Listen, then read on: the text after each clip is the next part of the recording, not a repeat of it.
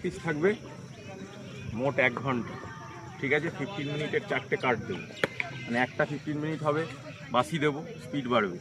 আরেকটা 15 মিনিট হবে, বাসি দেবো, স্পিড বাড়বে। আরেকটা 15 মিনিট হবে, বাসি দেবো, স্পিড বাড়বে। আর লাস্ট 15 মিনিটটা নিজেদের 100% যে রয়েছে ক্যাপাসিটি, ওটা দিতে হবে, ঠিক আছে। এর জন্য থাকছে 45 মিনিট তোমার জন্য, ঠিক আছে। এর 1 ঘন্টা, এর 1 ঘন্টা, এর 1 ঘন্টা, এর 1 ঘন্টা, এর 45 মিনিট, ঠিক আছে। এর 1 ঘন্টা নেই, তোর 45। আর কত দিলাম তোমাকে? 45। কী করবে, ফার্স্ট 15 মিনিটটা একদম আস্তে যাবে, একদম স্লো ফার্স্ট 15 মিনিট। নেক্সট 15 মিনিটে পেস বাড়িয়ে দিবে, বেড়ে গেল। তারপরের 15 মিনিটে আবার বাসি দেবো, আবার পেস বেড়ে যাবে।